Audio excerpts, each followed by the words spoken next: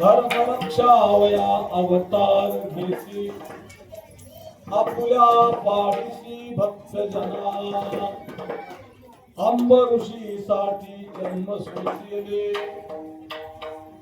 अंब ऋषी साठी जन्म सोसियले दुष्ट निर्दारिले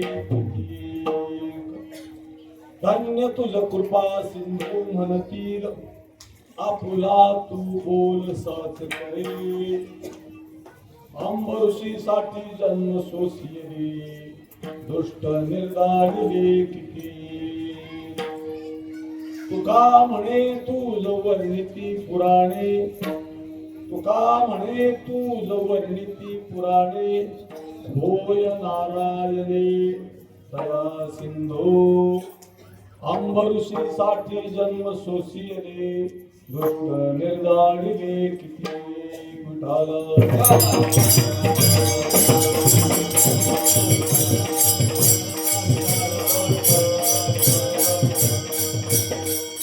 पांडुरंगा करू प्रथम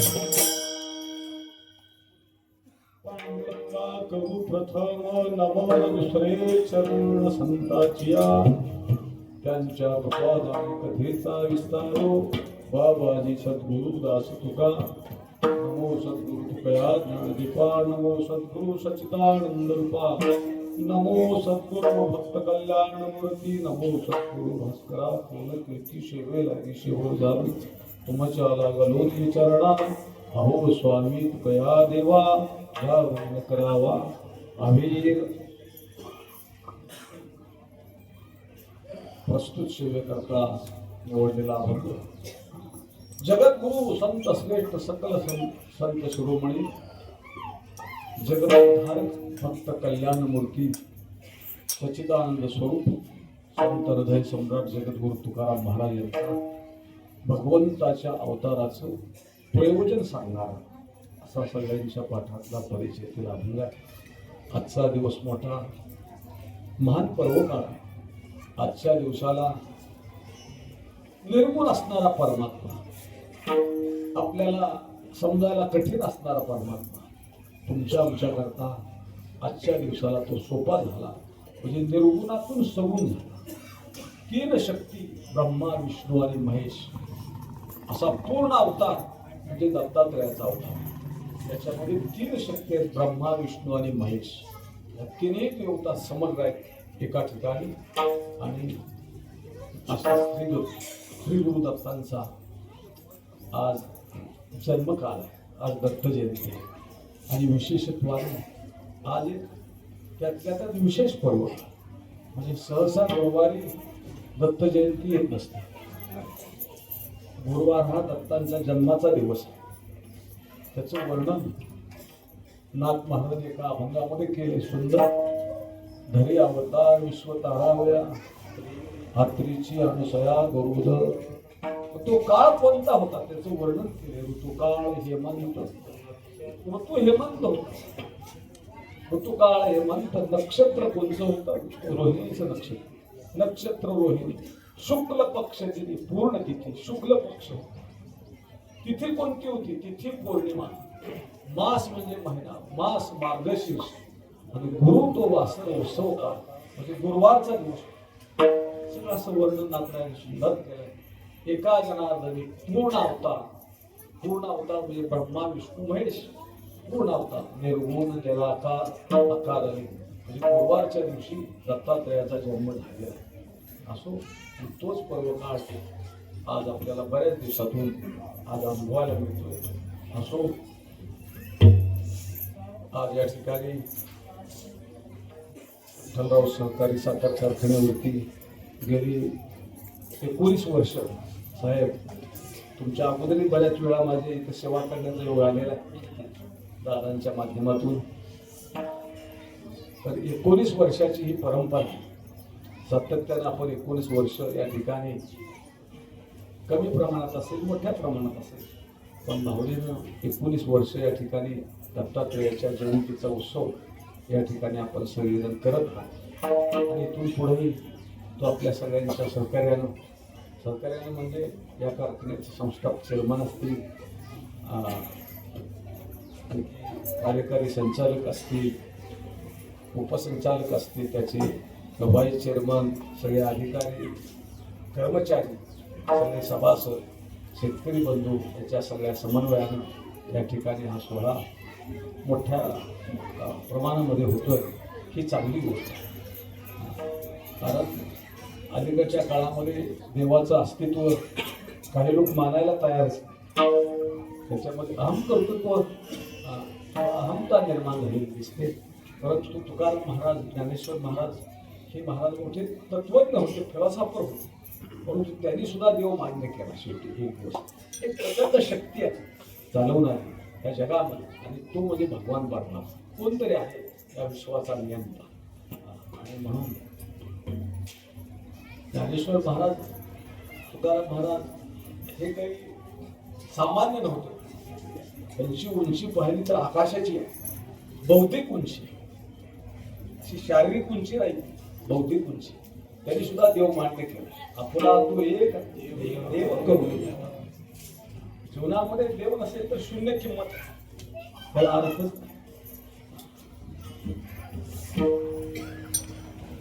केले विना जेव्हा सुखद होईल. महाराजांना कळालं हे सगळं त्याच्या सत्तेनं चाललंय. चाले हे शरीर सोनाचे असते कोण बोलविते होणारी एक नारायण तयाचे भजन चुकून होताना कळालं. आम्ही पाहतोय, बघतोय, ऐकतोय, पण त्याच्या पाठीमागे एक शक्ती वेगळी आहे. नुसते डोळे पाहू शकत नाही, डोळ्याच्या पाठीमागची शक्ती आहे. कान ऐकू शकत नाही, कानाच्या पाठीमागे एक शक्ती आहे आणि ती म्हणजे त्यांचा परमेश्वर.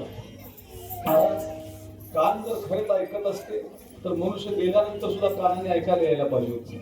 कान तर जागालाच असतात, डोळे तर जागालाच असतात, पण त्याच्या पाठीमागे शक्ती आहे. असो, या विषयावर मला आता जास्त बोलायला आपल्याला वेळ नाही. हा महत्वाचा दिवस आहे, दत्त जयंतीचा. आज जन्माचा काही भाग आपल्याला इथं बघायचा आहे. आजच्या दिवसाला भगवान परमात्मा निर्गुण असणारा, रंग नाही, रूप नाही, नाही वर्ण छाया, असा निर्गुण परमात्मा ह्या जगण्यामध्ये, परंतु तो आजच्या दिवसाला भक्तांच्या करता सगुण झाला. कसा झाला? सगुण झाला. याच्या अगोदर नव्हता अशातला भाग आहे, होता, आहे आणि होता आहे. कसा होता? तो निर्गुण होता. निर्गुणाचं काय स्वरूप आहे? रंग नाही, रूप नाही, नाही वर्ण छाया, निर्गुण निराकार, तूच रघुर आहे, असा शून्य आहे, निर्गुण आहे, कळत नाही. पण त्यांनी भक्ता करता आज काय केलं? नाव ठेवून घेतलं, नावाला आला. त्यांना श्री दत्त, दिगंबर, वल्लभ ही आज सगळी नावं ठेवून घेतली आणि आकार धारण केलं, रूप धारण केलं. ते म्हणजे सगुण रूप. आता दत्तात्रेयाचं स्मरण करायचं आपण ठरवलं तर लगेच आपल्या पुढं एक दत्तात्रेयाची मूर्ती उभी राहते. त्याचं स्वरूप बघा, ते सगुण रूप आहे. पण ह्याच्या अगोदरही तो होता, पण आठवायचा आहे, पण काय शून्यच आहे. वेद पुरुष नारायण योगिराचे ब्रह्मशून्य, मुक्त आत्मा परिपूर्ण, तुका म्हणे सगुण भोळ्या. भोळ्या भक्तांच्या करता, तुमच्या आमच्या करता आज तो सगुण झाला, म्हणजे सोपा झाला. आणि जो आकाराला येतो तो केवळ भक्ताच्यासाठीच येतो. म्हणून धर्मावरती ज्यावेळेस धर्माला ग्लानी येते त्यावेळेस तो भगवान परमात्मा अवतार झाला. भगवान स्वतः सांगतात, माझ्या अवताराचं प्रयोजनच ते. काय प्रयोजन आहे? यदा यदा धर्माचे भवती भारत अभ्युत्थानं तदात्म्यं सृजाम्यहं परित्राणाय साधूनां विनाशाय च दुष्कृतां. त्याकरता मी प्रत्येक युगामध्ये अवतार धारण करतो. संभवामी युगे युगे, प्रत्येक युगामध्ये मी अवतार धारण करतो. आणि काय करतो तर परित्राणाय साधूंचं रक्षण करतो, भक्तांचं, आणि दुष्ट माणसांचं निर्दळन करून जातो, त्याचा संहार करतो. देव म्हणतो माझं कामच आहे भक्ता राखे पायापाशी, दुर्जनाशी संवाद. आता संतांच्या कामामध्ये आणि देवाच्या कामामध्ये फार मोठा फरक आहे. फरक असा आहे, देव दुष्ट माणसाला ठेवत नाही, निर्दळन करून टाकतो. आणि संत काय करतात तर दुष्ट माणसाला मारत नाही, त्याचं निर्दळन करत नाही, तर त्याला सज्जन बनवण्याचा प्रयत्न, सज्जन बनवतात. त्या सज्जनपणामध्ये रती वाढवतात, गती वाढवतात. ज्ञानेश्वर महाराजांचं देवाला मागणंच आहे, जे खळांची गणपती सांगतो त्याला सत्कर्मी रती वाढो. रती वाढो या शब्दाचा अर्थ असा आहे प्रमोशन सारखं त्याला. नंतर ज्या जागेवर जॉईन झाला तिथंच रिटायर झाला तर काय उपयोग आहे? त्याला प्रमोशन पाहिजे, त्याला सत्कर्मामध्ये ते रती देतात. पण देव काय करतो? दुष्ट असेल तर मानून, हा काही माझा विषय हा सांगण्याचा नाही, तो आला म्हणून सांगतो. देव महाराज दुष्ट माणसाला ठेवतो, निर्दळन करतो. तो म्हणतो माझं कामच आहे, ते माझा धंदाच आहे. घेऊन या चक्र गदा. तुम्हाला सुद्धा धंदा माहित आहे का? कोणाला काय, कोणाचे काय धंदे? देवाचा धंदा आहे. हाच धंदा करीत असे भक्ता राखे पायापाशी, दुर्जनाशी संवारे. दुर्जन माणसाचा संवार करतो. आणि या करता कुटुंबानंतर भगवान परमात्मा प्रत्येक युगामध्ये अवताराला येतो आणि तो काय काम करतो तर धर्माचं रक्षण करतो. आता धर्म म्हणजे काय? हाही एक महत्वाचा मुद्दा. धर्म म्हटल्यानंतर मला एखादा म्हटला व्यक्ती, महाराज आम्हाला विना माहित नाही, विना दाखवा. मी अंगुली निर्देश करून सांगेन, पिवळ्या फेट्याचे वयोवृद्ध आजोबा त्यांच्या गळ्यात आहे तो विना दाखवत नाही. एखादा म्हटलं मला मृदंग दाखवा, माहित नाही, मी सांगेन समोर माझ्या जो वादक बसलाय त्याच्या समोर आहे तो मृदंग आहे, माहीत दाखवता येईल. अशी कोणतीही वस्तू मला दाखवता येईल, तिचं वर्णन करून सांगता येईल. पण एखादा म्हटला धर्म मला दाखवा, तर धर्म हा दाखवता येईल, दाखवण्याची वस्तूच नाही.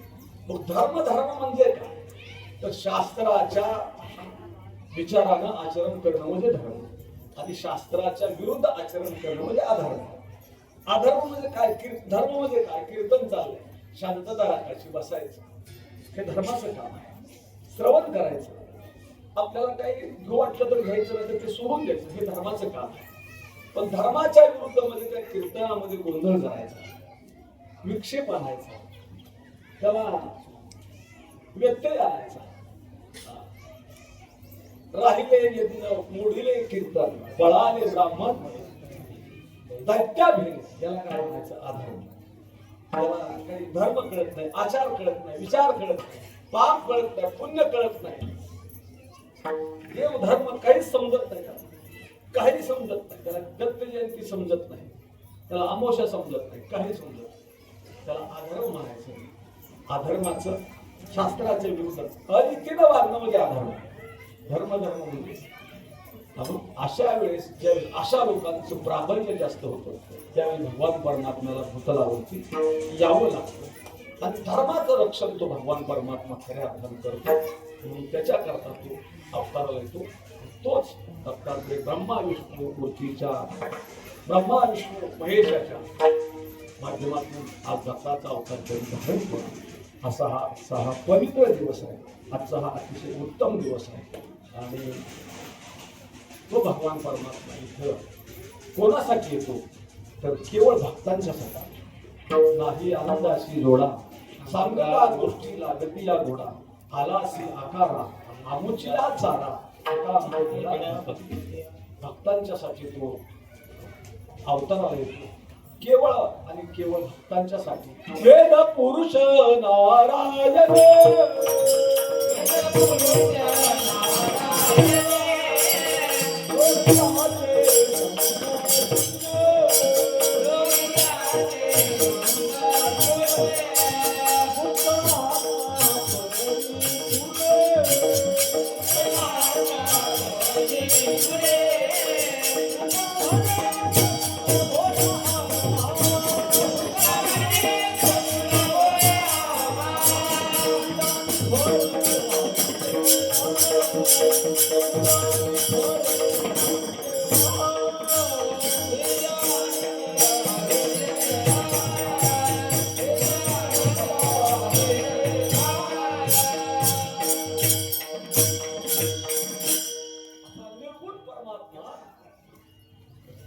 आजच्या दिवसाला भक्तांच्या करता सगुण झाला.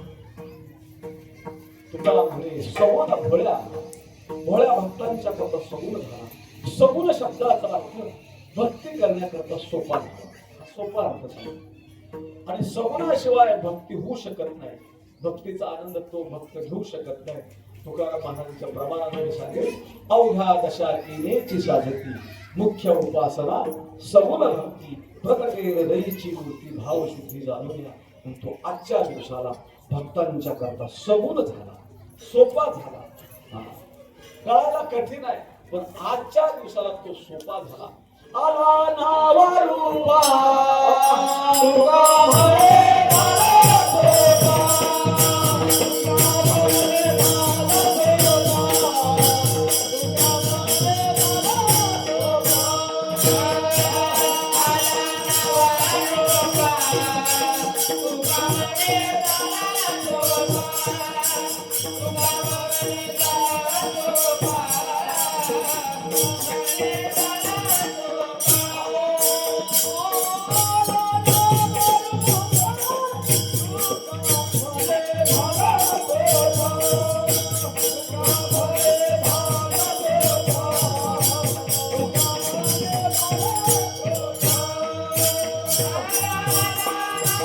आजच्या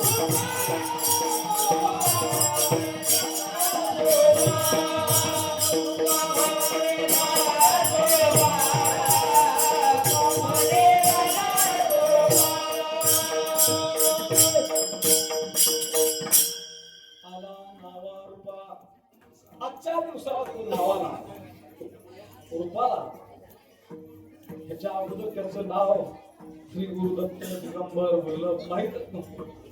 आजच्या दिवशी त्यानं नाव ठेवून घेतलं आणि त्यांनी आकार धारण केला, रूप धारण केलं आणि गोजर रूप धारण केलं. आवडे हे रूप असो म्हणून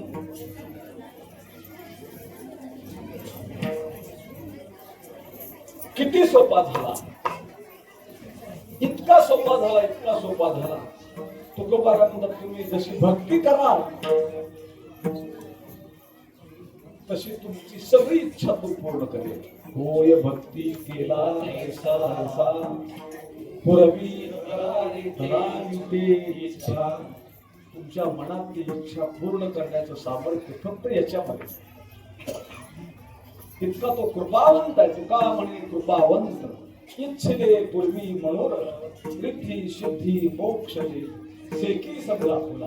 भक्ता करता तो काही देतो त्याला फक्त मागण्याची अवधी, मागण्याची आस माझे मुखाकडे चिंतेल्या रगडे मनोरथ. असा हा भगवान परमात्मा आजच्या दिवशी सोपा झाला. आणि म्हणून तुकोबारा वर्णन करता धर्म रक्षावया अवतार आपुल्या पाडीशी भक्त जना. देव हा भक्तवत्सल आहे. म्हणून तो भक्तांच्या करता अवतार धारण करतो. पण त्यांनी भक्ता करता काय केलं याचं वर्णन तुकोबारा करतात. द्रुपदामध्ये आंब ऋषीसाठी स्वतः 10 गर्भवास म्हणजे 10 जन्म भक्ता आणि दुष्टांचं निर्दळन केलं. किती म्हणजे सांगता येत नाही. आपण म्हणत नाही काय सांगावं आता त्याचं, म्हणजे काही सांगता येत नाही त्याला. काय किती आता दुष्ट किती मारले तुकोबारा म्हणतात अगणित काही सांगता येत नाही. दुष्ट निर्माणले किती हे म्हणजे असंख्य दुष्टांचं त्याने निर्दळन केलं. आणि असा हा भगवान परमात्मा आजच्या दिवसाला अवताराला आला. आणि तो मध्ये श्री गुरुदत्ताच्या स्वरूप. आणि प्रत्येकाच्या जीवनामध्ये गुरुभक्ती ही घडलीच पाहिजे. सगळ्यामध्ये गुरुभक्ती श्रेष्ठ आहे. कारण गुरुचा अधिकार काय? ज्ञानेश्वर महाराज म्हणतात संत कुळीचा गुरु हा राजा, संत कुळीचा गुरु हा राजा, प्राण विसावा माझा. गुरु बिन देव नाही जागा, पाहता त्रिभुवनामध्ये गुरु हाच देव आहे. गुरु ब्रह्मा, गुरु विष्णू, गुरु देव महेश्वरा, गुरु साक्षात परब्रह्म तस्मै श्री गुरवे नमः. गुरुशिवाय जीवनामध्ये दुसरं काही श्रेष्ठ नाही. गुरु हे आपल्या जीवनाचे मार्गदर्शक असतात. आणखी सांगायचं झालं तर गुरु हे जीवनातले धोका यंत्र. आपल्या सगळ्याला माहित आहे धोका यंत्र काय काम करतं. तर धोका यंत्र दिशा दाखवण्याचं काम. आणि आपल्या जीवनात दिशाच नसेल तर आपल्याला इच्छित स्थळ सापडतं. दिशा असायचं. मला सांगा 4 ते 6च्या कीर्तनाकरता मला त्या कारखान्याच्या स्थळावरती दत्त मंदिरामध्ये माझ्याकडे गाडी आहे, नवी ड्रायव्हर चांगला आहे, पण मी दिशा बरोबर पकडली नाही. तिकडे माझा प्रवास तर चालू आहे बाळासाहेब, आणि प्रवास जोरात चालू आहे, पण तो कुठला पुण्याच्या दिशेला चालू. मला किती अंतर काढल्यावर मला हे स्थळ सापडलं. म्हणजे पहिल्यांदा आपल्याला जीवनामध्ये दिशा ठरवावी लागेल की मला इथं आल्यानंतर काय करायचंय, मला कुठं जायचं. आणि याचं मार्गदर्शन करणारे जे कोण असतील जीवनामध्ये गुरु आहे. ज्याच्या जीवनामध्ये गुरु नाही ते दिशाहीन जीवन. समुद्रामध्ये जहाज चालतो, तो समुद्र किती मोठा आहे आपल्याला माहिती आहे. पृथ्वी 1/4 आहे आणि समुद्र हा 3/4 चतुर्थ म्हणजे 3 भाग पाणी आहे आणि एकच भाग जमीन आहे, म्हणजे पृथ्वी एक भाग. आणि अशा समुद्रामधून हे जहाज आपल्या भारत देशातून इंडोनेशियाला जातं. इंडोनेशियाला जातं, पाण्यातला प्रवास करतो. मग ते इतकं अथांग पाणी आहे. मग त्या समुद्रामध्ये काही साईन बोर्ड असतात का? इंडोनेशियाला जाण्याकरता रस्ता आहे. आता आपण जमिनीवर प्रवास करत असताना जागोजाग बोर्ड आहे. टिंबोडीत आलं का लगेच कुंडवाडीकडे जाणार रस्ता, बार्शीकडे जाणार रस्ता, करमाळ्याकडे जाणार रस्ता, सगळे सांगितलं जातं. तिथून कारखाना 5 किलोमीटर, साईन बोर्ड आहे. तिथं आपल्या लक्षात येतं. मग त्या समुद्रामध्ये बोर्डाचा एक रस्ता नाही, तर ते समुद्रातलं जहाज बरोबर त्या दिशेने जातं. आणि इच्छित स्थळी त्याला इंडोनेशियाच्या जर बंदरावरती जायचं असेल तर ठरलेल्या वेळेला ठरलेल्या ठिकाणी ते जहाज बरोबर जातं. त्याला कोण मार्ग सांगतो? समुद्रातले लोक आहेत का मार्ग सांगणारे या दिशेने जाणे? काय तरी जात. त्याचं गमक काय? तर ते जहाज तिथं पोहोचण्याचं गमक हे भोका यंत्र दिशा सांगतं, त्या दिशेने चालतं जहाज. ते 99% बंद पडत नाही भोका यंत्र. आणि चुकून प्रारब्ध वशामध्ये एखाद्या वेळेस 1% एक जणाला मी म्हटलं त्या डॉक्टरकडे का, ते डॉक्टर एवढे चांगले 90% पेशंट सगळे शुगरचे बरे होतात असं सांगितलं. तर तो पेशंट मला म्हणाला माझा जर 10% नंबर लागला तर मी काय. आता मला ते पटलं का? तसं 99% ते होकायंत्र असं बंद पडत. पण जर समजा चुकून पडलं, यंत्राचा शेवटी पडू शकतो. पडलं तर त्याला ते इच्छित स्थळ सापडत नाही. त्या समुद्रात जहाजाला फिरावं आणि फिरून त्या जहाजाचं इंधन एके दिवशी संपून जातं. ज्या दिवशी जहाजाचं इंधन संपलं त्या दिवशी जहाज ते साखर त्याच्यामध्ये 2000 कोटी असू द्या, 5000 कोटी असू द्या, ते घेऊन त्यात काही 100-200 लोक असतील ते सगळं घेऊन बुडतं तळाला जातं. त्याचा पत्ता थांबला. ते कधी होतं? होका यंत्र बंद पडला.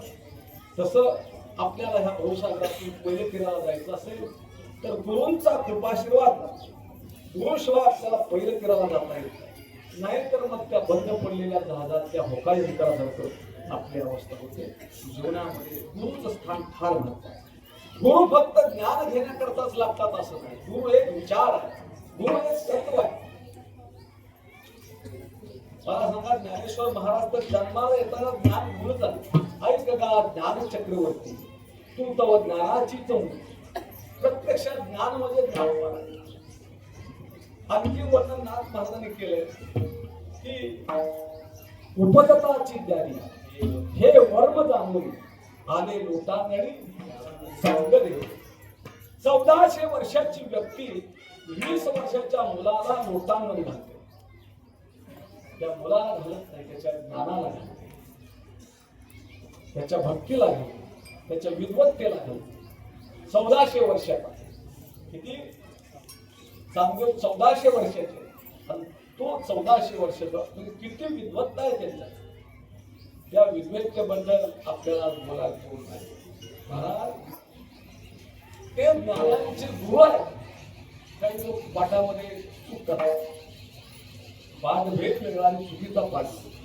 पाठ असा ज्ञानियांचा गुरु, ज्ञानामध्ये गुरु असतो आणि राजामध्ये महाराज असतो. तर बरेच लोक ज्ञानियांचा राजा म्हणतात, चुकीचा पाठ. ज्ञानांचे गुरु आहेत. अर्धवट लोकांचे गुरु तर मी बरेच पाहिजे,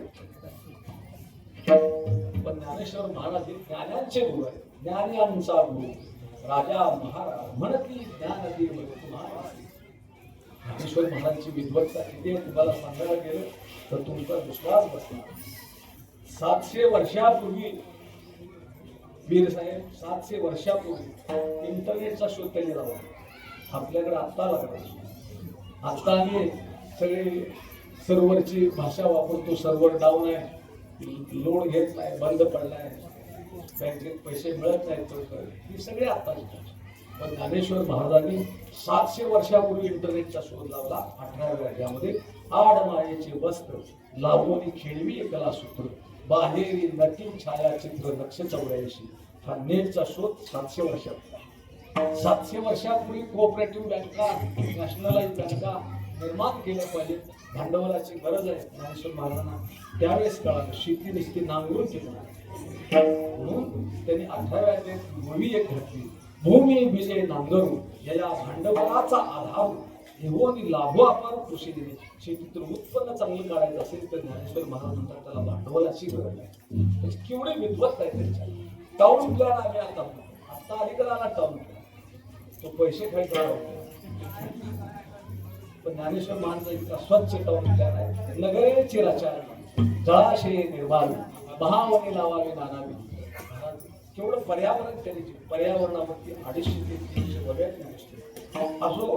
तुकाराम महाराज 400 वर्षापूर्वी ठिबक सिंचनची योजना आहे. आज आमची डुबक पद्धत सिंचनाकरता अमोल वृक्ष ओल्हावे एवढा अभंग तुम्ही बघायचा. तुमच्या ठिबक सिंचन असो. बीज चांगलं वापरलं पाहिजे, बेनं चांगलं वापरलं पाहिजे, शुद्ध बीजापोटी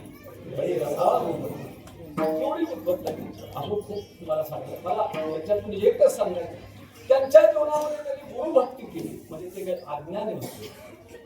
ज्ञानेश्वर महाराजांच्या विद्वत्तेबद्दल बोललो, आता सगळ्या संतांच्या बद्दल बोललो तर आता आपल्याला वेळ पूर्ण. तरी सुद्धा त्यांच्या जीवनामध्ये त्यांनी गुरु मान्य केलेला आहे. ज्ञानेश्वर महाराज म्हणतात की बाबा श्री गुरुची जर शक्ती पाठीमागे असेल तर मग कशाचाच विचार करायचा नाही, कोणाचाच विचार करायचा. श्री गुरु सारिथा इतरांचा लेखा कोण उदाहरण दिले सुंदर व्यवहारात. राजियाची कांता राजकुमार आहे, लग्नाचं वय झाले, वधू संशोधनाचं काम चालू आणि एका कुलवान घराण्यातील एक स्वरूपवान सुसंस्कृत उच्च शिक्षित मुलगी पाहिली. पण त्या मुलीच्या घरची अतिशय गरिबी, नाजूक परिस्थिती, अगदी आई वडिलाला रोजंदारीनं कामाला जावं लागते अशी परिस्थिती. पण त्या राजकुमारानं त्या मुलीला स्वीकारलं आणि त्या कन्येशी त्या राजकुमारानं लग्न लावलं. मग ज्ञानेश्वर महाराजांच्या पुढे ते दृष्टांत होता. म्हणाले मग एकदा त्या मुलीचं लग्न त्या राजकुमाराशी लागल्यावर नंतर तिला काही चिंता करायची गरज आहे का? तिला काही भीक मागावी लागेल का? नाही, तिचा स्वीकार कोणी केलाय? राजकुमारानं केलाय. आता ती राज पत्नी झालेली आहे. म्हणून ज्ञानेश्वर महाराज म्हणतात राजियाची कांता काय भीक मागे. कांता या शब्दाचा अर्थ पत्नी तिला म्हणतो भीक मागावी लागेल.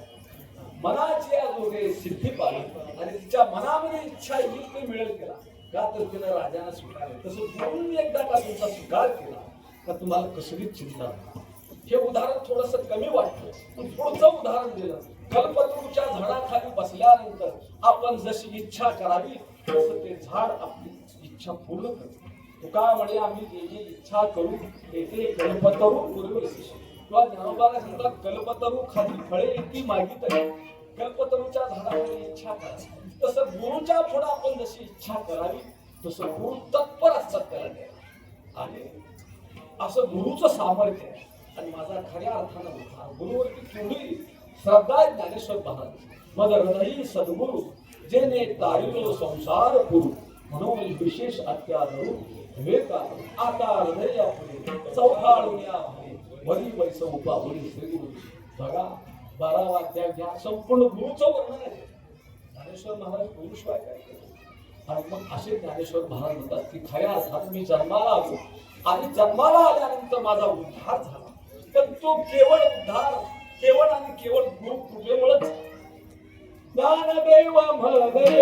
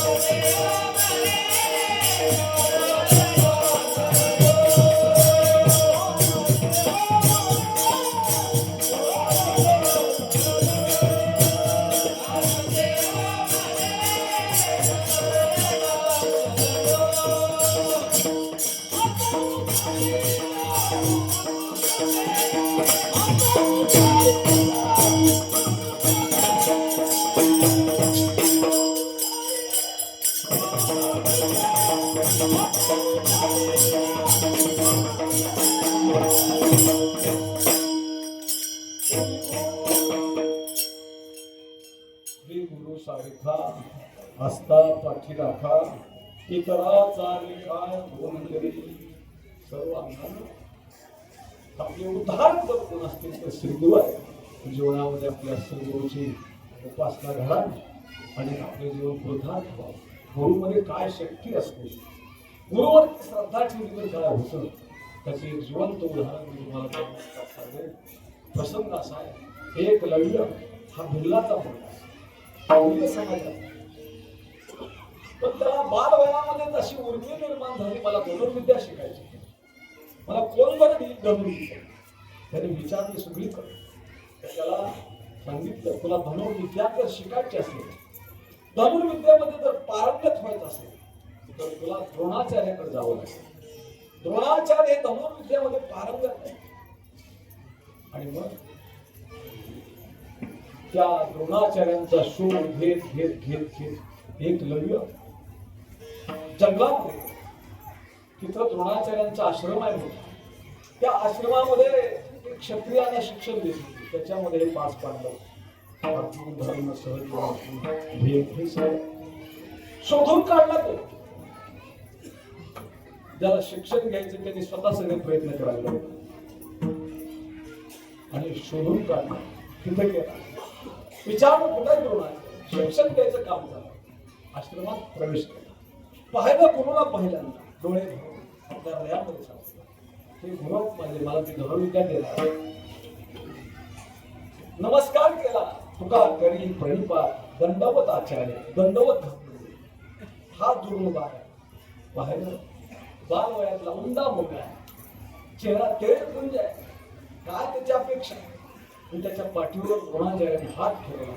बाळ तुझं इथे येण्याचं प्रयोजन काय, कशासाठी आलायस तू? गुरुवारी मी तुमच्याकडे आलो कशासाठी? मला धनुर्विद्या शिकायची. धनुर्विद्येकरता मी आलो. पहिल्यांदा त्याला विचारलं, द्यावी अशी इच्छा झाली, किती लालसा आहे.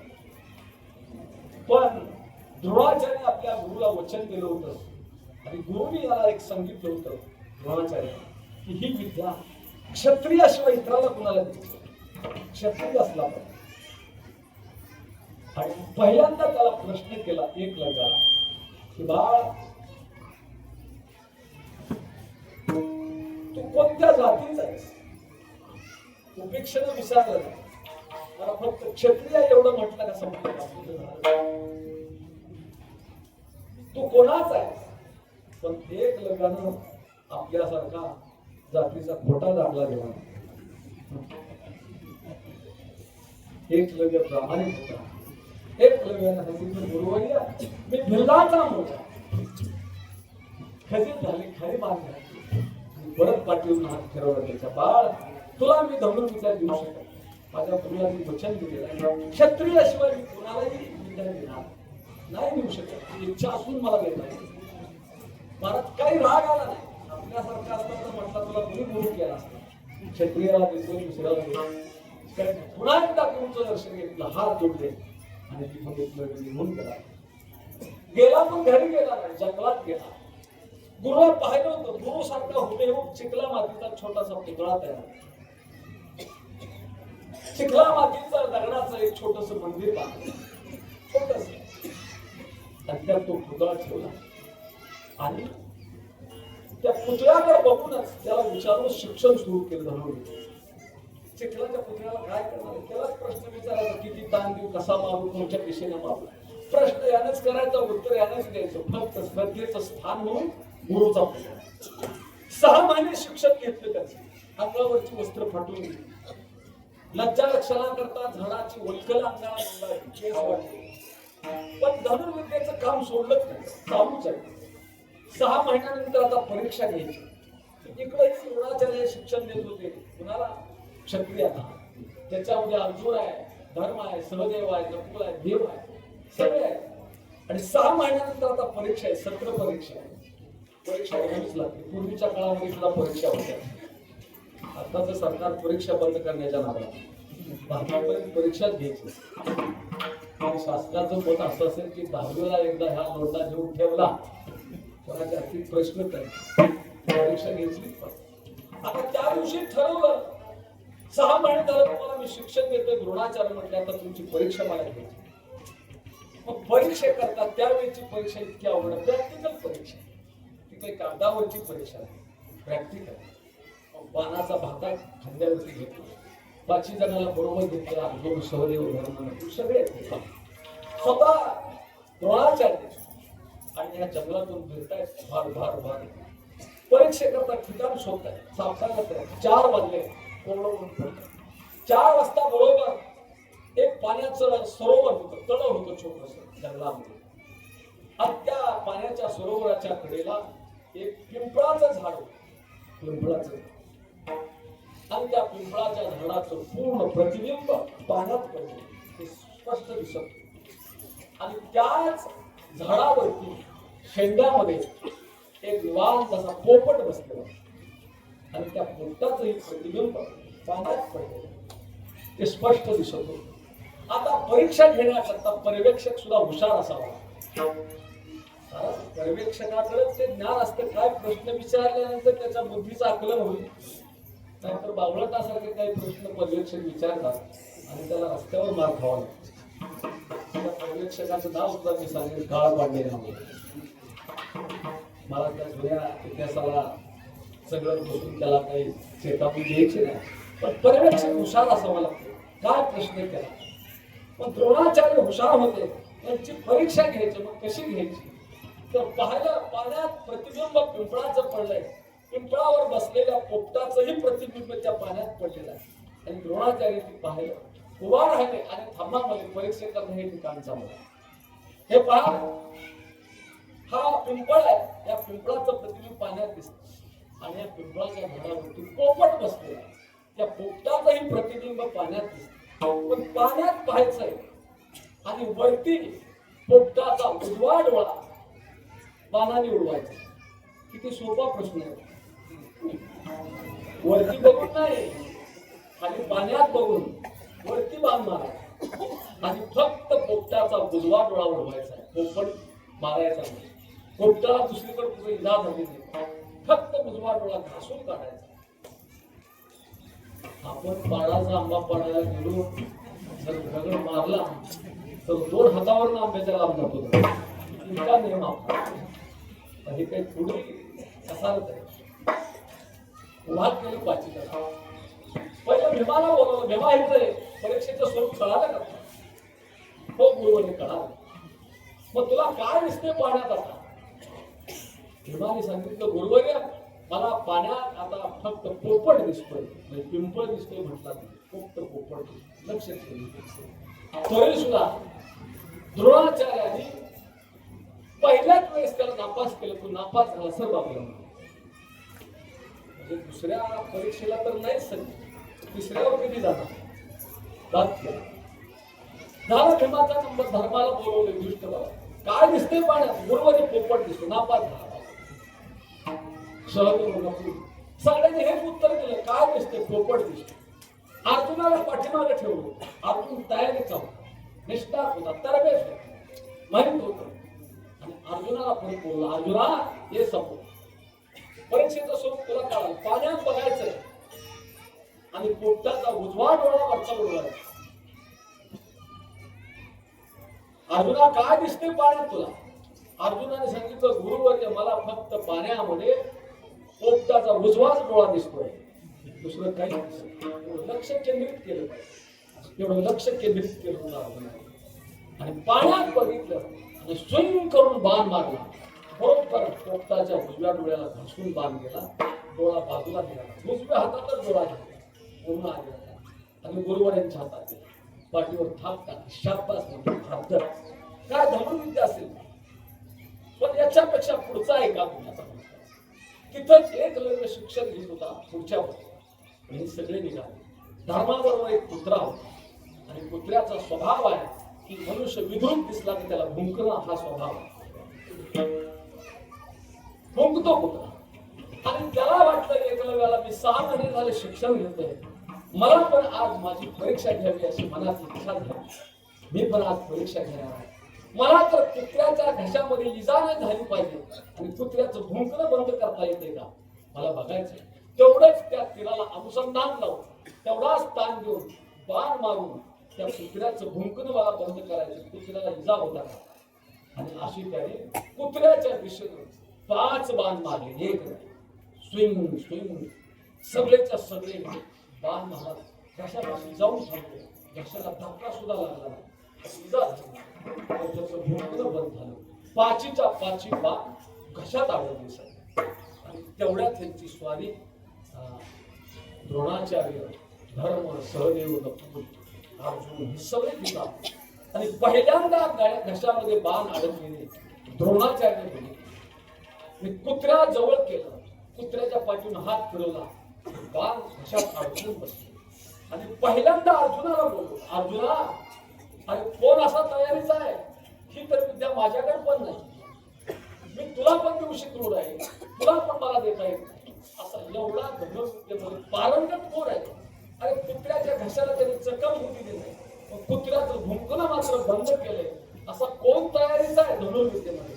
त्याला शोधावं लागेल, आपल्याला बघावं लागेल, त्याला विचारावं लागेल तुझे गुरु कोण आहे. आणि त्याने शोधून काढलं एकलव्याला आणि एकलव्याला विचारलं, अरे तू धनुर्विद्या ही शिकला कुठं? तर त्याने द्रोणाचार्यापाशी, कुठं आहे तुझे गुरु? चिखला मातीचा पुतळा आहे. मला हा उदाहरण कशाकरता सांगायचं आहे, तर चिखला मातीच्या गुरुवर जरी विश्वास ठेवला तरी तुम्ही विद्वत्ता प्राप्त होते. महाराज चालत्या बोलत्याला गुरुवरती आपली श्रद्धा केली तर आपल्याला काय मिळणार नाही याच्यात तुम्हाला एवढंच सांगायचं. असो, पुढचा कथा भाग मोठा आहे, हे तू सांगत बसत नाही.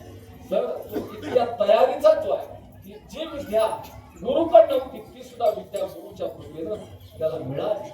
एवढं सामर्थ्य गुरु असो. आणि म्हणून प्रत्येकाच्या जीवनामध्ये गुरुचं स्थान आहे आनंद साधन. आणि परिपक्व दशेतला शिष्य असल्याशिवाय सगळं गुरुवरती नाही, आपल्यावरती बरंच काय. आपली परिपक्वता किती आहे याच्यावरती गुरुची कृपा होईल.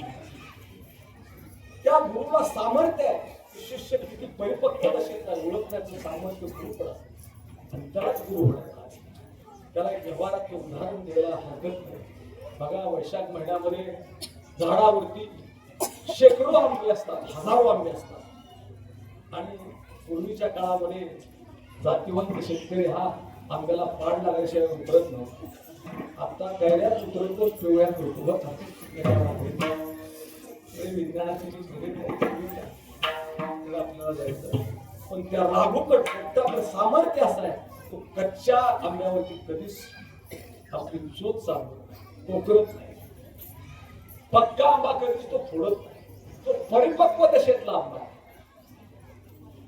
ज्या आंब्यात गर तयार झाला त्या आंब्याला बरोबर ओळखतो. आंबा सांगत नाही मी परिपक्व आहे माझ्याकडे, न सांगता ओळखतो. तसं गुरुला सुद्धा ज्ञान असतं की हा शिष्य किती परिपक्व दशेत.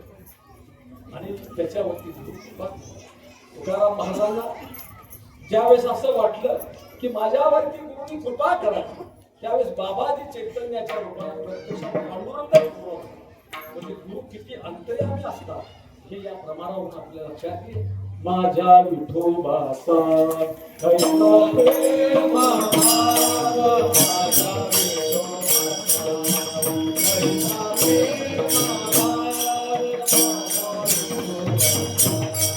कैसा प्रेम भाव, कैसा प्रेम भाव, माझ्या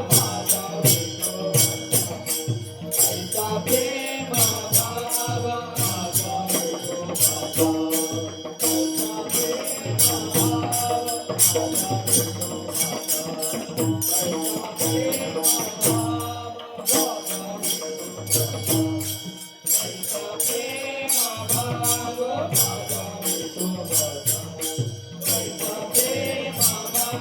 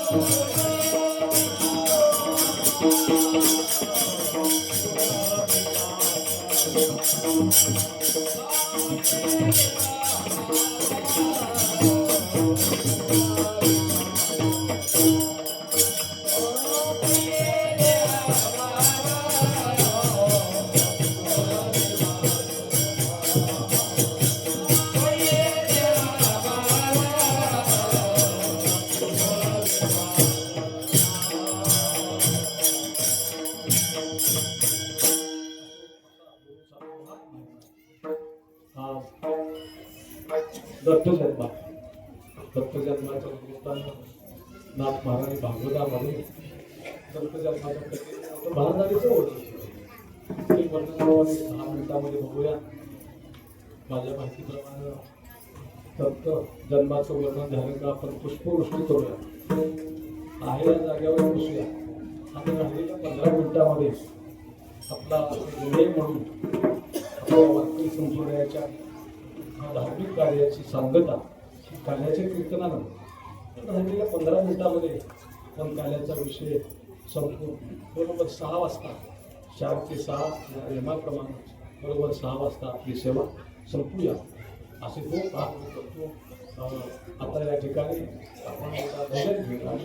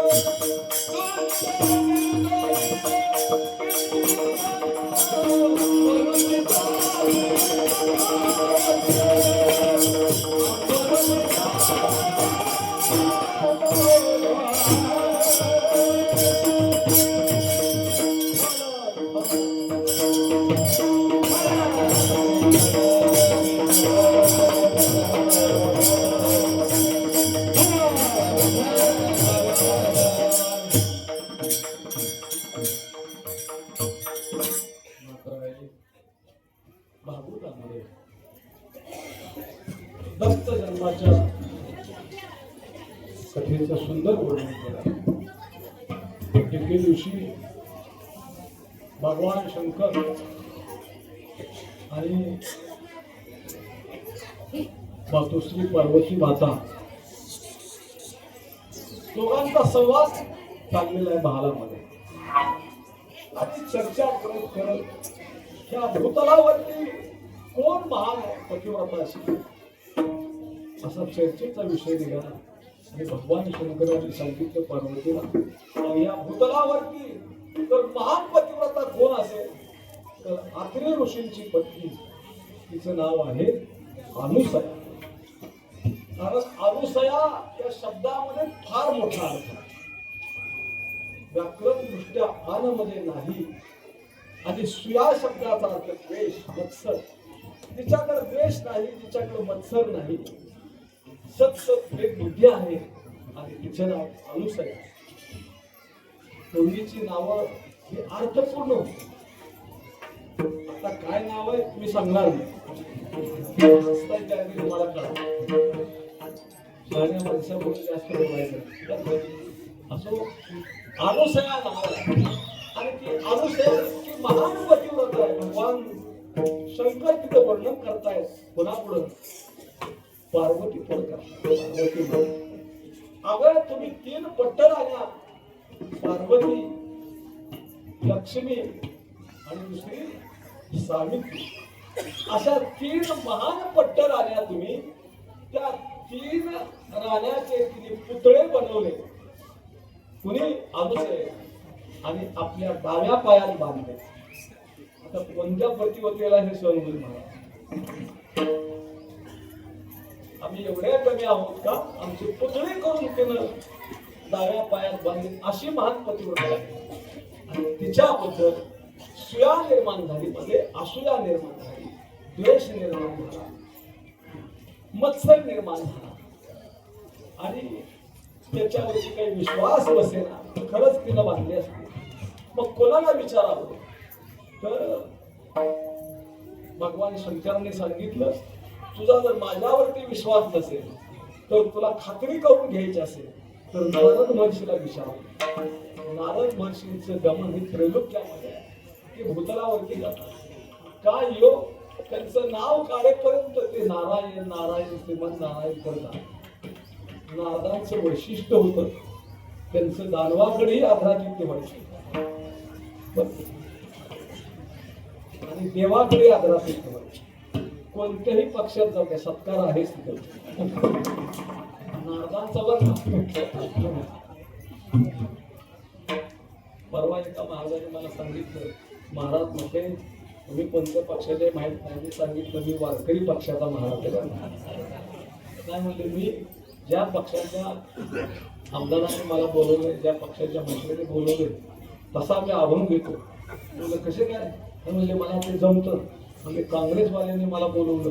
मी म्हटलं उभारलेला आहात जगी जाणवली मातृकोवाड्याला अभंग. म्हणजे भाजपच्या आमदारांनी एकदा बोलवलं, लगेच अभंग बदलला. वचन ऐका कमळापती माझी अंकाची. पुन्हा म्हणजे मुंबईला गेलो तिथं शिवसेनेच्या लोकांनी मला बोलवलं. मी अभंग बदलला लगेच. तीक्ष्ण उत्तरे हाती घेऊन बाण फिरले. विरोधाचा भाग आहे. एकदा म्हणजे अपक्षाने घेतला, लगेच अभंग बदलला. म्हणजे हे नाही ते नाही, राहील कोळीपासून सगळ्या पक्षाचा अभंग बसवली. विनोदाचा भाग सोडून द्या. नारदाबद्दल बोलतोय. नारदांचं आदरातिथ्य कोणत्याही दानवाकडे जाऊ द्या, देवाकडे जाऊ द्या, आदरातिथ्य आहे. आणि तिथे गेले पार्वती मातेने त्याची षडोपचारी पूजा केली, त्यांचा आदरातिथ्य केला आणि प्रश्न विचारला, कुठून आलात? म्हणजे भूतलावरून आलो. त्यांचं माहिती होतं त्रैलोक्यामध्ये भूतलाव. मग तिथं काय विशेष घडलं? विशेष काय घडलं सांगायच्या अगोदर सांगितलं, भूतलावरती एकच विशेष घडले. तुम्ही 3 पट्ट राहणार आणि कोण ती सावित्री, अत्रि ऋषींची पत्नी अनुसया. त्या अनुसयेनं तिन्ही रानाचे पुतळे पायात करून डाव्या पायात बांधले. हे नारद महर्षींनी सांगितल्यावर मात्र मग 100% खरं वाटलं, हे खरंच. मग नारद महर्षींना पर्याय विचारला की तिचं पार्थिव कशानं भ्रष्ट होईल आणि आम्ही 3 राण्या कशा श्रेष्ठ होऊ, हे आम्हाला काही उपाय सांगा. त्यावेळेस नारद महर्षी उपाय सांगण्यामध्ये मात्र फारच तरबेज लगेच उपाय सांगितला. तुम्हाला तुमचं पार्थिव जर श्रेष्ठ ठरवायचं असेल तर तुम्हाला एक करावं लागेल की तुमच्या पतीला सांगावं लागेल अनुसयेचा म्हणजे अत्रि ऋषींच्या आश्रमावरती जा आणि तिच्याकडे भोजन मागायला सांगा. आणि ते भोजन मागताना दिसत नाही तर आम्हाला लग्न अवस्थेमध्ये भोजन केलं पाहिजे अशी इच्छा होती. आता बाल हट्ट, राज हट्ट, स्त्री हट्ट. आपल्याला स्त्री हट्टाबद्दल बोलायचं की महिला सुद्धा हट्टी असतात आणि देवाच्या बायका जरी एवढ्या हट्टी असतात, एवढं जर देवाला त्या लावून धरतात, तर आपल्या बायकांनी लावलं तर काय अडचणीचं आहे असं मला योग्य असेल का? बरं, देवाकडे हट्टच केला पार्वतीने, तुम्ही जा आणि अनुसयेच्या आश्रमावरती जाऊन भिक्षा मागा, भोजन मागा, लग्न. देवाला ऐकावं लागतं, बायकांचं ऐकावंच लागतं. एक विनोद सांगतो जाता बिरबल बादशाहच्या दरबारातला. बिरबल म्हणला शक्यतो लोक आपल्या पत्नीचं ऐकतातच आणि चांगलं असेल तर बाळासाहेब ऐकावं, काही अडचण नाही, योग्य असेल तर ऐकायला हरकत नाही, ऐकतात ना. पण बादशाह काय म्हटला, अरे बायकोचं ना ऐकणारा एखादा तरी बहादर असतोच, असं सांगू नको सगळेच आहे. बिरबल म्हणायचं सगळेच आहे. फक्त त्या बादशाह थोडा ईर्षाबाज होता. ते म्हटलं उद्याच्याच परीक्षा बघायची. दरबारात त्या सगळ्या लोकांना बोलवलं आणि एक अशी शाडूने वेग आखली आणि सगळे एका बाजूला केले आणि सांगितलं जे बायकाचं ऐकतात त्यांनी पलीकडे जायचं आणि जो आपला हट्ट अजिबात बायकोचं ऐकत नाही त्यांनी अलीकडे थांबायचं. 99% सगळे तिकडच गेले, फक्त एकच व्यक्ती थांबली. आणि बादशाला आनंद झाला, म्हणजे जिंकूला नाही. तू सांगत होता बिरबला सगळेच तसे असतात, माझ्या नगरीमध्ये एक तरी बहादर आहे का नाही, बायकोचं नाही का? आणि मग बिरबलाने त्याला विचारलं, म्हणजे तू का पलीकडे गेला नाही? तर बिरबलाला त्याने उत्तर दिलं, बायकोनं येतानाच ताकीद केली, रेत जर ओलांडली तर परत घरी यायचं म्हणून.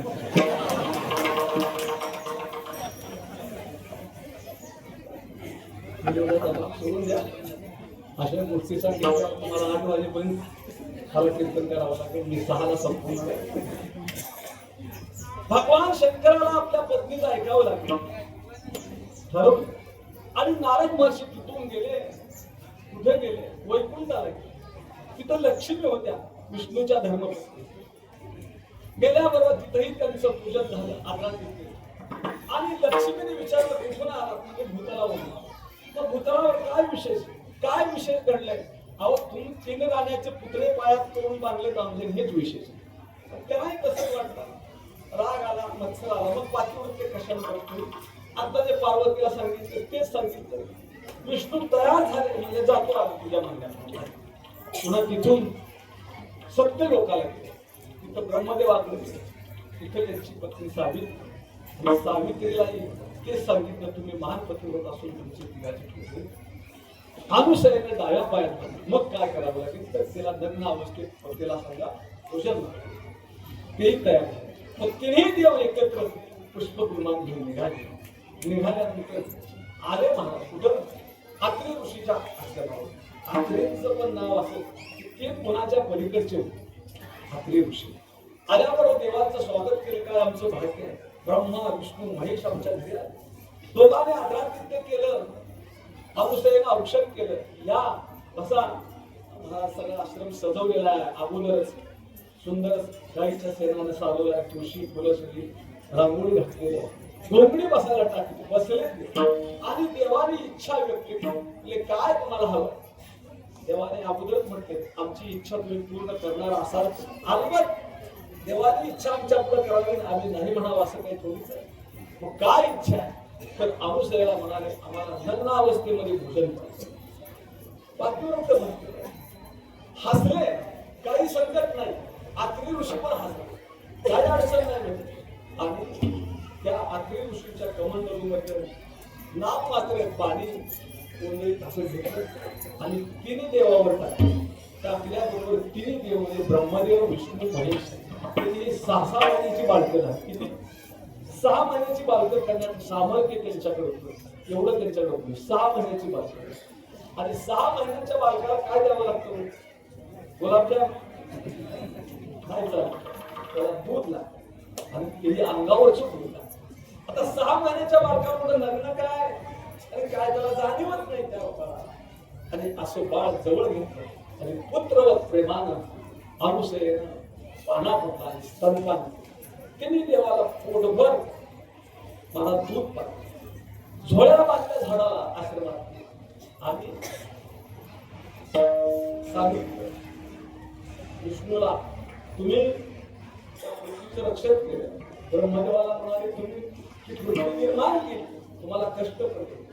भगवान शंकराला सांगितलं अनेक दुष्टांचं तुम्ही निर्मूलन केलं, तुम्हालाही कष्ट पडले. आता तुम्ही निवांत विश्रांती केली.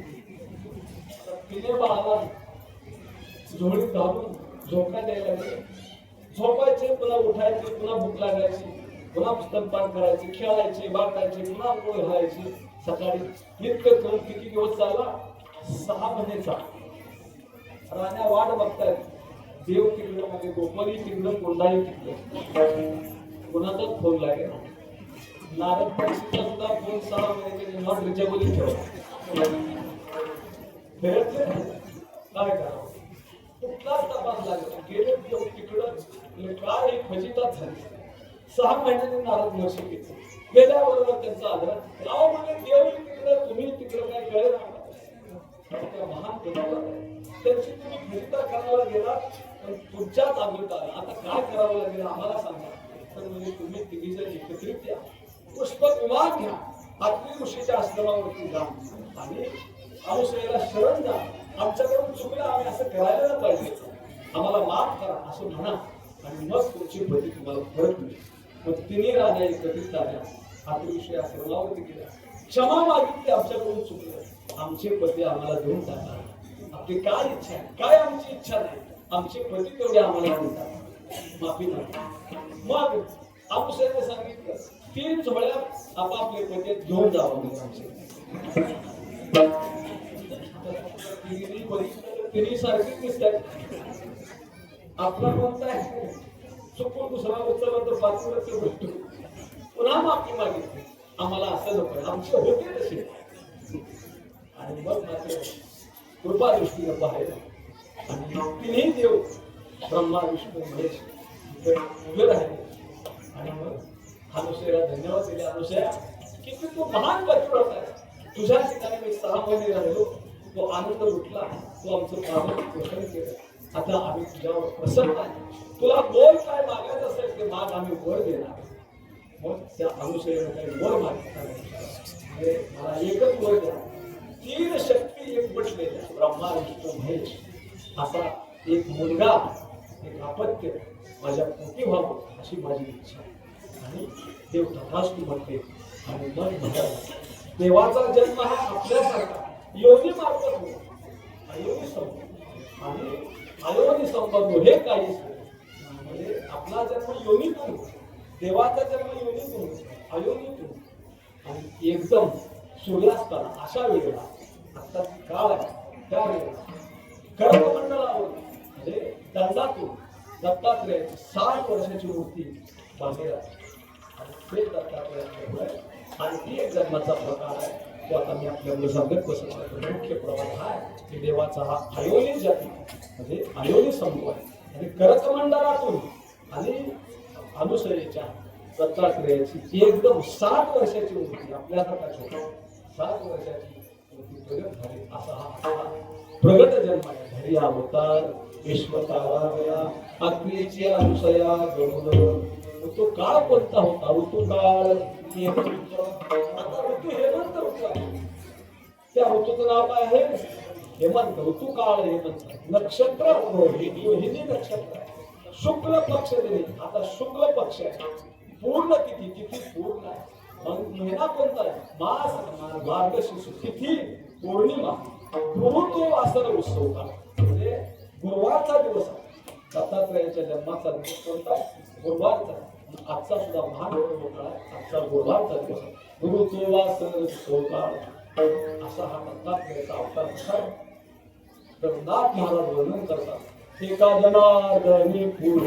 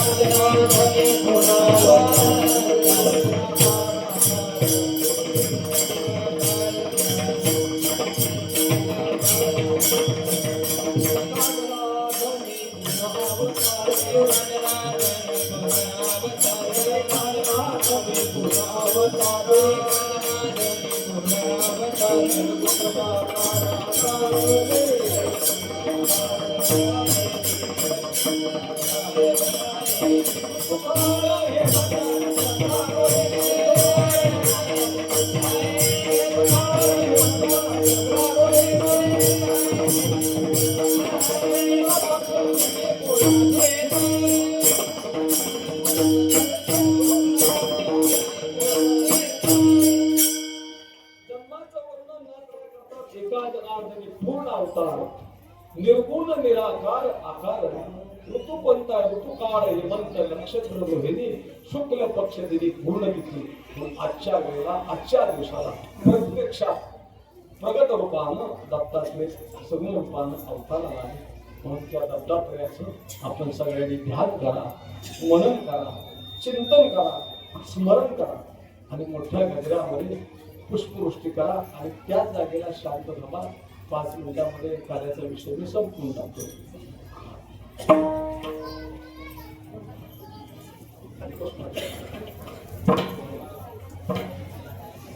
पुंडलिक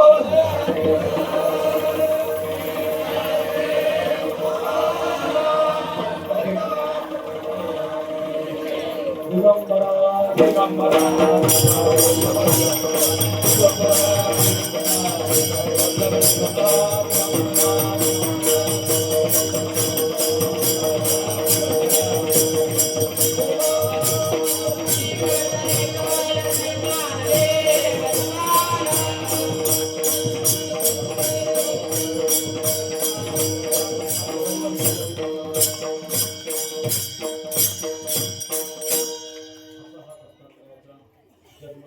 संपन्न केले आणि आपल्या कार्यक्रमाची सांगता ही काल्याच्या कीर्तनाशिवाय होत. म्हणून काल्याच्या संदर्भामध्ये फक्त 5 मिनिटं मी बोलेन आणि सेवा मिळत उपजवून या पुढती येऊ. काला हे पूर्णत्वाचं होतं. सप्ताह पूर्ण झाला कधी समजायचं तर जोपर्यंत काला मिळत नाही पूर्णत्व अपूर्णत्व. म्हणून काल्याच्या कीर्तनामध्ये पूर्णत्व आपल्याला दिसून येतं. कारण कृष्ण परमात्म्याचा अवतारच परिपूर्ण. प्रभुरामचंद्राचा अवतार पूर्ण आणि कृष्ण परमात्म्याचा अवतार परिपूर्ण आहे. परिपूर्णतेचं लक्षण काल्यात आहे. कारण का निर्णय घेण्याचं सामर्थ्य प्रभुरामचंद्रामध्ये, कार्य करण्याची शक्ती पण निर्णय घेण्याचं सामर्थ्य. आणि कृष्ण अवतारामध्ये कार्य करण्याची शक्ती, निर्णय घेण्याचं सामर्थ्य पण त्याच्यामध्ये परिपूर्ण. भगवान परमात्म्याने काला केला. तो काला म्हणजे पूर्णत्वाचा ज्योत आहे. म्हणजे सत्याची सांगता ही काल्याच्या कीर्तनाशिवाय होऊ शकत नाही. मग तो काल्याचा प्रसाद भगवान परमात्म्याने कोणाला दिला तर लहान मोठा गरीब श्रीमंत त्याच्याकडे त्याच्या बरोबर जे आहे संगतीमध्ये आहे त्या सगळ्यांना त्यांना काल्याचा प्रसाद दिलेला आहे. पैसवून फेरी गडियामध्ये भाजी हरी अवघ्याची कडी समाधान सारखे सगळ्यांना त्याने एकत्रित भूतलावरचा मोठा संघटक आहे.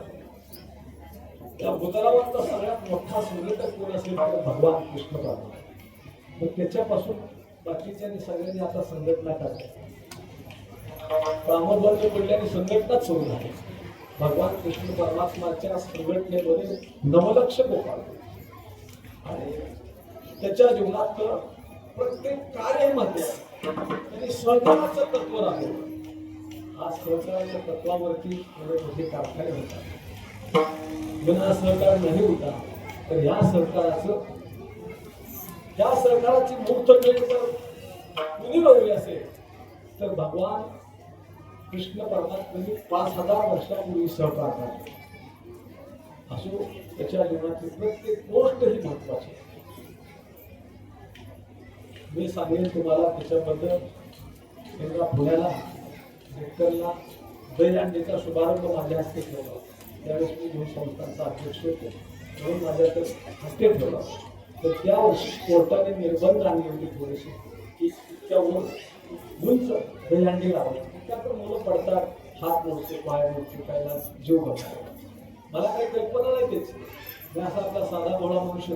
मी आपला गेलो गाडीतून गेल्या दिवशी मुलं तैनाती लावली, स्वागत केलं, भारावून गेलो गेलं आणि अर्ध्या तासानं साहेब मीडियाचे लोक आहेत. आता त्या मीडियाच्या समोर ठार जाण्याचा काही प्रसंग नाही. आणि तरी लगेच तुम्ही मोठी दहीहंडी तिचं बक्षीस 4 लाखाचं लावलेलं वगैरे वगैरे सगळं. आणि मला त्यांनी प्रश्न केला म्हणजे दहीहंडीचा शुभारंभ तुमच्याच हस्ते आहे ना, तुझं निरूपण तुम्हीच ना असं विचारलं. तर होय म्हणतो. आणि मग मला होय म्हणण्यापर्यंत बरं वाटलं. तर मला पण असा त्यांनी थोडासा दरडावून प्रश्न केला, खरंच दहीहंडी इतकी उंच लावली होती व कृष्ण परमात्मा पंचधारी. मग कुणाला तरी विचारतो सांगतो असं म्हणता येतं का? आपल्याला जे काय बुद्धीला सुचत ते सांगावं लागतं, थांबून झालं. तर त्यांचा आवेश वेगळा असतो विचार. खरंच कृष्ण परमात्म्याने इतकी दहीहंडी उंच लावली होती का? अशी 100-150 मुलं सगळी माझ्याकडे बघत होते. महाराज कोणाची बाजू घेताय कोणाच करतो. पण आमचा एक साधारण विषय असतो, ज्यांनी बोलवले त्याचीच बाजू घ्यायची.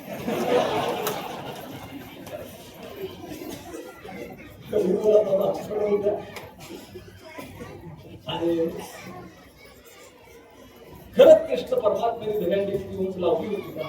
तर मी आता मित्र करतो तिथं समजा असं पण मी दणकावून म्हटलं, खरंच कृष्ण परमात्म्याने दहीहंडी इतकी उंच लावली होती का? तर होय म्हणून गेलो.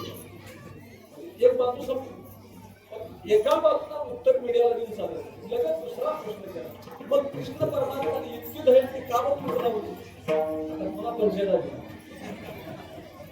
पुन्हा थोडस बुद्धी चाकूला चावलं आणि म्हटलं कृष्ण परमात्म्याने दहीहंडी इतकं उंच लावण्याचं कारण एक आहे की माणसाच्या जीवनातलं ध्येय सुद्धा नेहमी उंचीच असलं पाहिजे.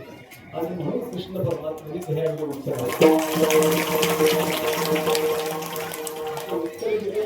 त्यात कसा तरी थोडा मीडिया बाजूला गेला. पण दुसरा एक जण माहीत घेऊन आला आणि तो म्हटला, मग ही मुलं पडतात, त्यांना जखम होते, इजा होते, त्याला प्राणी गमावं लागतो, त्याचं काय? तर म्हणलं उंचीचं ध्येय गाठत असताना पडावंच लागतं, तुला उठावं लागतं. हा कृष्ण परमात्मा प्रयत्न वाचला. आणि कृष्ण परमात्मा प्रयत्न वाचला. अष्टपैलू व्यक्ती त्यांनी सगळ्या गोपाळांना बरोबर घेऊन हे करा. ते किती गोपाळ होते तर 9 लक्ष गोपाळ होते. भूतलावरचा मोठा संघटक कृष्ण सगळ्या 9 लक्ष गोपाळांना कसं बसवलं? लहान मुलं पुढे घेतली, मोठी मुलं पाठीमागे बसवली. आपण मोठी माणसं जवळ करतो आणि लहानाला दूर. कसं नव्हतं कृष्ण? बैल सरोवरी फेरी गड्यामध्ये भाजी आहे, अवघडाचे करी समाधानासाठी. लहान मोठा गरीब श्रीमंत असा भेद नाही, सगळ्यांना जवळ केलं संघटन. आणि 9 लक्ष गोपाळांना त्यांनी तिथं मुक्त हस्ताने काळा वाटला. त्यांनी तो काळा सेवन केला आणि तृप्तीची निर्गती तुझी संगती झाली आईची चिंती नाही देखील ते मिळे भोग सुखाची सोय. आम्हाला आता ही संधी प्राप्त झाली. आता हे आम्ही ढवळणार. 19 वर्ष संधी सापडली. आता ही संधी दवडायची नाही. त्यामुळे आता नाही देखील ते मिळे भोग सुखाची सोय. ज्ञानेश्वर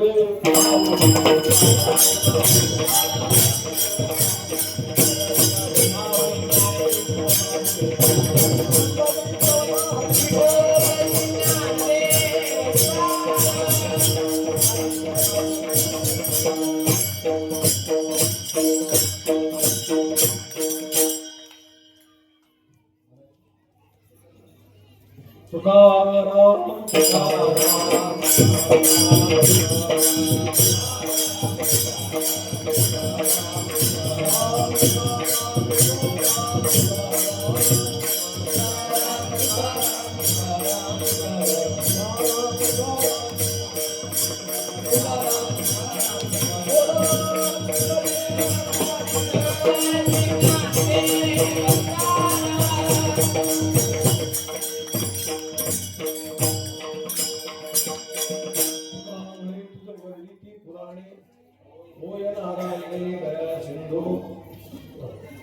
ऋषीसाठी जन्म स्वशीले दुष्ट निर्णायक स्थिती मला विष्णू महाराजांची म्हणणार आहे. बोला बोला पटलीस बरे मा तुका म्हणे तुझ वर्णिते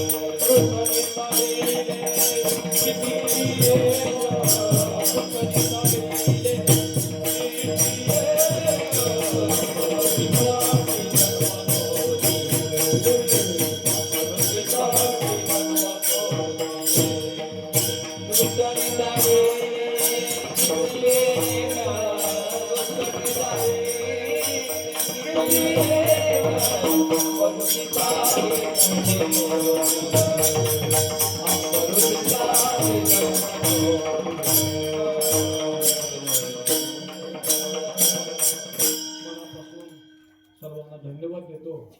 या कारखान्याचे संस्थापक अध्यक्ष असतील त्याचे विद्यमान चेअरमन उपसंचालक आणि या ठिकाणी सेवेला विराम विठ्ठल.